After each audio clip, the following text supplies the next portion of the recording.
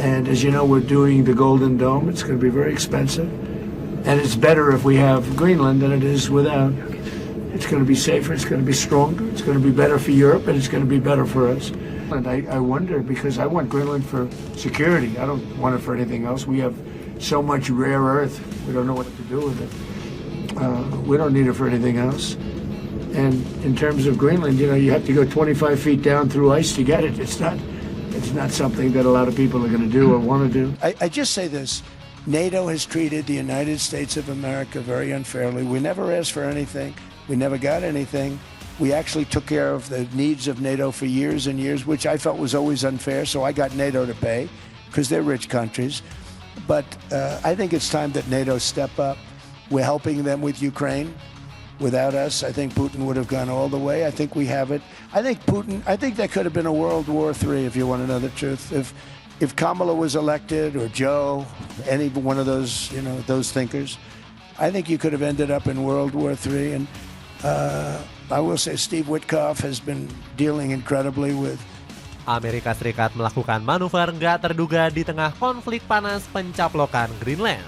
Donald Trump terlihat sedang menggoda Vladimir Putin untuk menyatukan kekuatan bersama Amerika Serikat.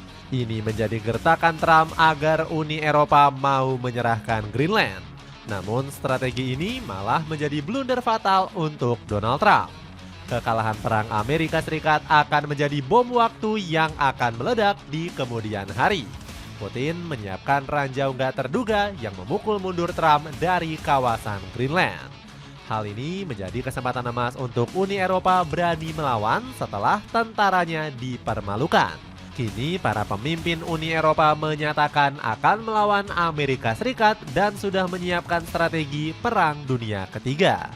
Cetak Gol coba merangkum Amerika Serikat yang salah strategi perang. Kekalahan sudah di depan mata sebagai berikut. Masuk ke dalam perangkap Rusia-Cina. Bukan Donald Trump namanya kalau nggak melakukan gebrakan di luar akal sehat manusia. Kita tentu sudah mengetahui jika musuh bebuyutan Amerika Serikat adalah Rusia. Tapi apa jadinya jika Trump secara tiba-tiba menjalin hubungan harmonis dengan pihak Kremlin? Ya, ini baru saja terjadi dalam sebuah kesempatan wawancara oleh pihak media. Saat ditanya wartawan soal perundingan damai, Trump menjawab dengan tegas menggunakan sebilah nama Zelensky. Ya, kamu memang tidak salah dengar. Trump berdalih jika hambatan perdamaian di Eropa Timur disebabkan oleh Presiden Ukraina. Sampai di titik ini, kamu mungkin berpikir bahwa Trump begitu jahat menyalahkan Zelensky. Padahal Zelensky sendiri merupakan sekutu setia Amerika yang nggak bisa terlepaskan. Trump seolah-olah melakukan manuver tikungan tajam mengkhianati Ukraina. Tayal momen ini disebut-sebut membuat Amerika Serikat berpaling ke sisi Rusia. Contoh nyatanya terlihat dalam pembentukan Dewan Perdamaian Gaza yang diresmikan Donald Trump. Sang presiden memasukkan tokoh-tokoh berpengaruh seperti Tony Blair, Ajay Banga, dan Recep Tayyip Erdogan. Vladimir Putin yang sebenarnya juga musuh juga ikut masuk dalam daftar tersebut. Tak hanya Rusia, Amerika Serikat juga memasukkan China untuk tergabung dalam Dewan Perdamaian Gaza. Amerika beranggapan merangkul Rusia, China adalah langkah yang tepat untuk memperluas ambisinya. Apa tanggapan Rusia setelah Trump pelan-pelan mendekat ke pihak Kremlin? Lihatlah komentar dari Sergei Lavrov yang seolah mendukung kemesraan yang dicanangkan Donald Trump. Menteri Luar Negeri Rusia ini bilang Greenland bukanlah bagian alami dari Denmark. Secara prinsip, Greenland bukan bagian alami dari Denmark, bukan? Itu juga bukan bagian dari Norwegia. Greenland adalah hasil penaklukan kolonial. Fakta bahwa penduduknya kini telah terbiasa dan merasa nyaman adalah persoalan lain. Putin juga memuji tinggi kepemimpinan Trump yang dikenal sangat tegas. Sikap Rusia yang seolah mendukung pencaplokan Greenland seakan meruntuhkan kepercayaan banyak orang. Namun ada satu hal yang belum diketahui oleh Donald Trump. Presiden Amerika Serikat ini sudah masuk ke dalam jebakan Putin yang cukup mematikan. Rusia sewaktu-waktu bisa memukul mundur Amerika Serikat di Greenland maupun Ukraina. Alasannya jelas karena Putin masih berambisi menguasai Ukraina untuk mengembalikan Uni Soviet. Uni Soviet masih ada secara sah karena Kongres Soviet adalah yang mendirikan Uni Soviet pada tahun 1992. Seharusnya Uni Soviet dibubarkan berdasarkan keputusan Kongres yang sama. Pembubaran itu ilegal, jadi harus dicabut, kata Anton Kobiakov. Perlawanan Putin semakin masif sampai menyerbu ibu kota Kiev yang luluh lantak. Sementara China juga melakukan manuver untuk menguatkan pengaruhnya di Timur Tengah. Negeri tirai bambu kini punya mitra strategis untuk ekspor minyak mentah. Sebelumnya, Trump sempat melarang minyak mentah Venezuela dikirim ke Tiongkok. Amerika terpukul, Uni Eropa berani melawan. Jebakan ini cukup berpengaruh besar terkait rencana pencaplokan Greenland.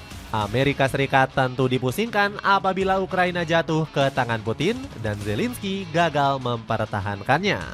Eropa akan berpotensi runtuh dan Amerika Serikat dengan mudah menganeksasi Greenland. Benua Biru juga pastinya akan kehilangan pengaruh yang sukses diambil alih Rusia China. Namun Trump tidak boleh senang dulu karena Eropa telah menyiapkan satu rencana tersembunyi.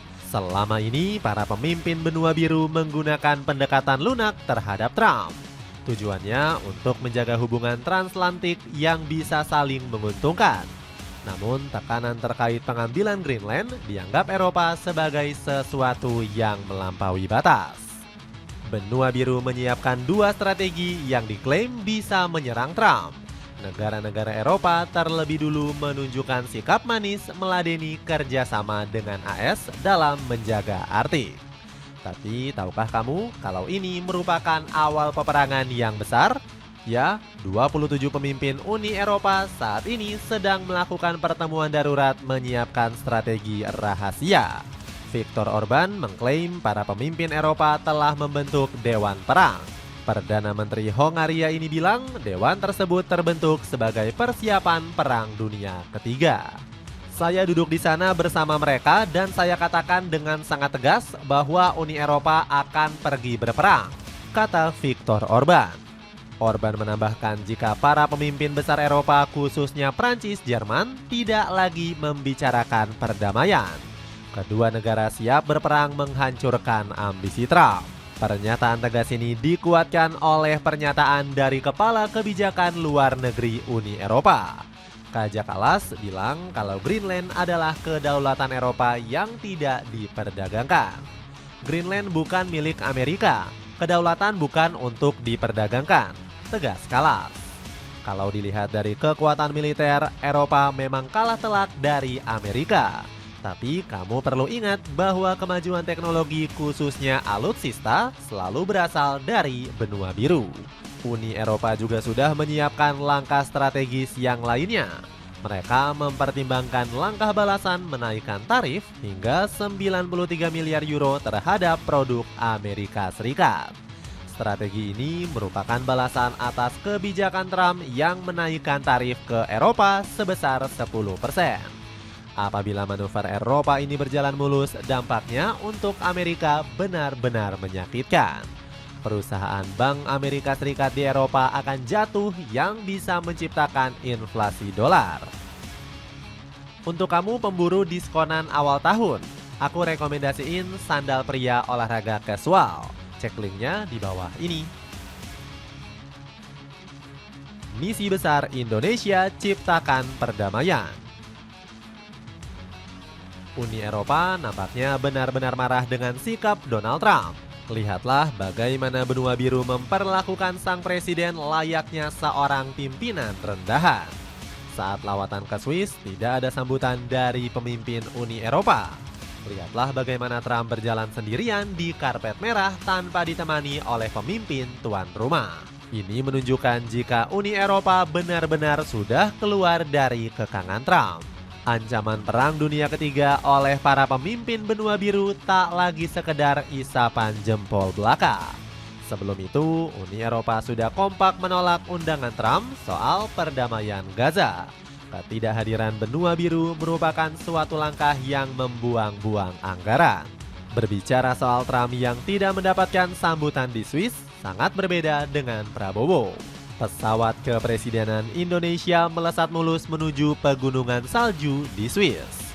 Cuaca Davos yang beku di bawah 0 derajat tidak menyurutkan semangat Prabowo.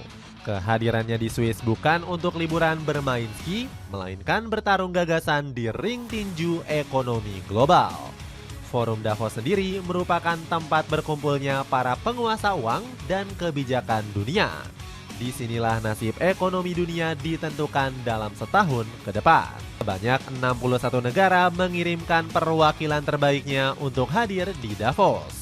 Para kepala negara, raja, dan bahkan CEO perusahaan raksasa berkumpul menjadi satu.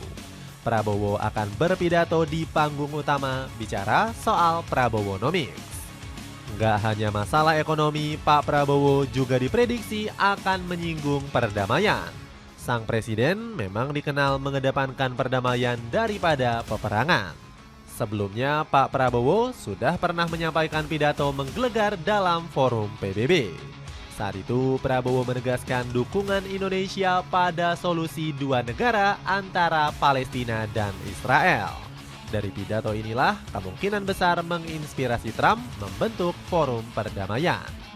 Kita harus hidup sebagai satu keluarga umat manusia. Indonesia berkomitmen untuk menjadi bagian mewujudkan misi perdamaian dunia. Apakah ini sebuah mimpi? Mungkin. Tetapi ini adalah mimpi yang indah yang harus kita perjuangkan bersama. Mari kita bekerja menuju tujuan mulia ini. Mark, kita lanjutkan perjalanan harapan umat manusia. Tegas Prabowo. Di cuaca hujan seperti ini memang paling cocok pakai jaket anti air. Produk ini turun harga, buruan cek linknya.